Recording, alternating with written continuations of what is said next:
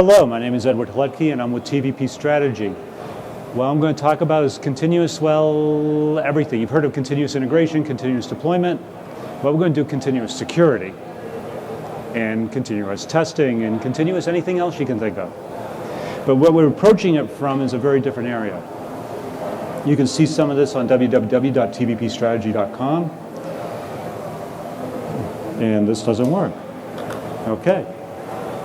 Basically, as we go faster and faster, we need to input security where we need it, and we also need to input testing where we need it. And we're not doing that today. I go into a lot of shops, and I have one that says, the business needs this. They say, okay, I can get it done for you in 5 minutes. Well, they haven't tested it, and they just put it out there, and suddenly they get half of everything. This is not good. So is the feedback not good. So this is where we are today. We've taken the DevOps and wrapped everything. So we do our developers talking to the repository, he does some builds, and he deploys it to production. So we've got continuous integration, continuous deployment, wrapped in a DevOps volume where we're talking about operations and everything like that. Where is the security in this? Anybody? Is there security in this? Some shops have some, not a lot. There's usually a little at the end where I do maybe some testing for security, or really what they're doing is doing runtime testing while it's in production. That's usually too late. The problem's always hit. So that's what they do today. They also may have an infrastructure developer, you know, the guy, the admin that actually coded everything. Well, they put that in the Git repository. So they then use that to deploy everything. They still do a little build orchestration, but they mostly do runtime security. Where we need to go is adding security in at every stage. Between the developer and the code base, I actually want to do some sort of scanning, minimally for API keys. Because if you leak your API key into GitHub, your API key is going to cost you lots and lots of money before you realize it's there. And these guys are continuously scanning the GitHub for those keys so they can actually get into your AMI instance and charge up a Bitcoin miner for you. Just, you're paying for it, you don't know it's there. You got to continually look at things in order to see it. We also have to introduce this new concept I call a security developer. I need a developer that has a security mindset. How many of those are out there? Not many. So the idea is we need to grow this developer by figuring out who's doing security right. Let's look at the base of API key leakage. Who's leaking the less keys? Let's make him a mentor for the people that are leaking keys. Or better yet, let's find a way that if I do see a key, I exchange it for something else automatically. Maybe this guy is the guy that writes that primitive. So he's promoted above the developer. He's actually a super developer, so to speak. Then we need to add in dynamic analysis. Where we're doing is static analysis is really code level analysis. I'm looking for things that like Fortify can provide, but Fortify takes too long. I need things that are quick. If I have it every 15-minute code development cycle, Fortify takes, in other companies like that, takes 7 hours, 8 hours, 9 hours, days. I can't afford to wait for them. I need to actually do things that are quick hits. Get me the top 10 problems and make sure I'm not involved with them. Dynamic analysis is really different because if I'm looking at Docker containers and I go to Docker Hub, there's 1,000,001 things in Docker Hub that have not been secured. They may be using the wrong OpenSSL version. They may be using the wrong version of a library that we know has a hack.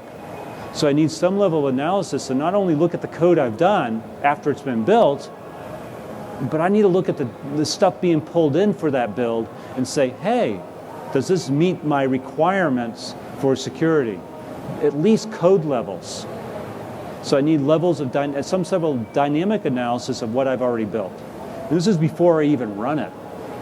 This is just looking at odd things that are easy to see.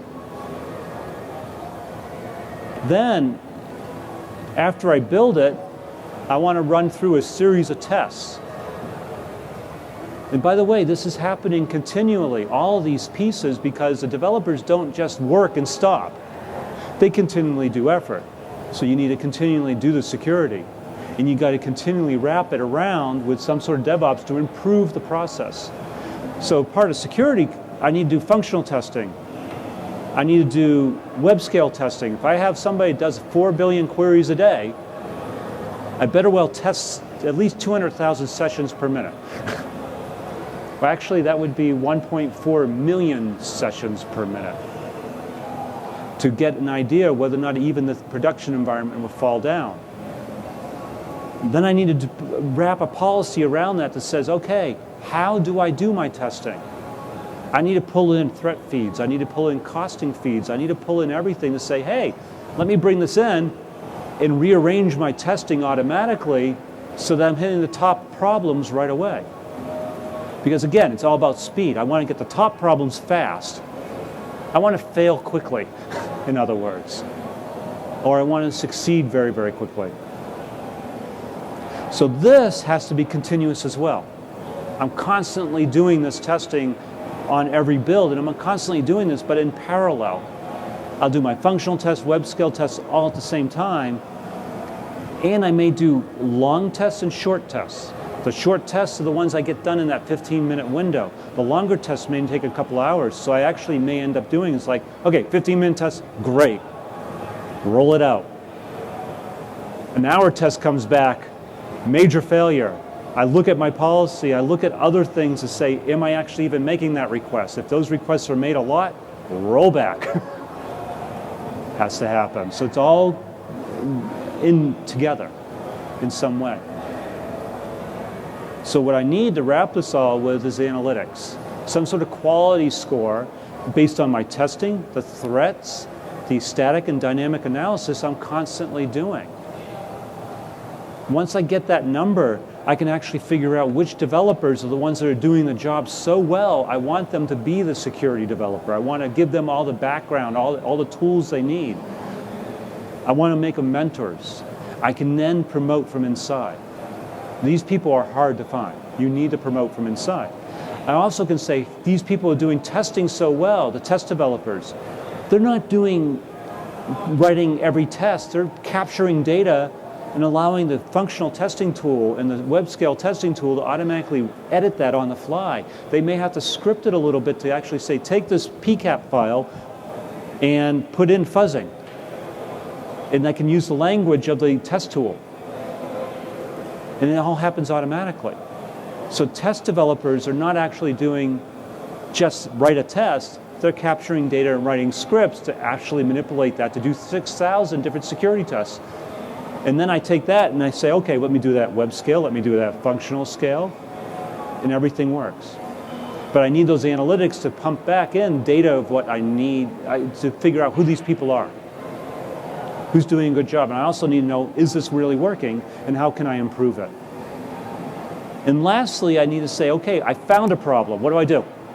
Sit there and do nothing? No, I need to open up an issue so it can get into the backlog so it can be fixed next time. So when you wrap it all, this is where we need to go. Security at every stage, but security that's non-invasive. We want to make sure that the developers are still doing what they normally do, but we need to be monitoring what they do all the way through.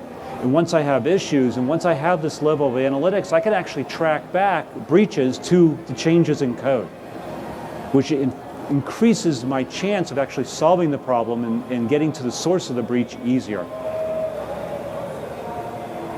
So what we have is continuous testing, continuous security, continuous analytics, and we got continuous integration, continuous deployment, and that's what we got. Any questions? We're done. Thank you.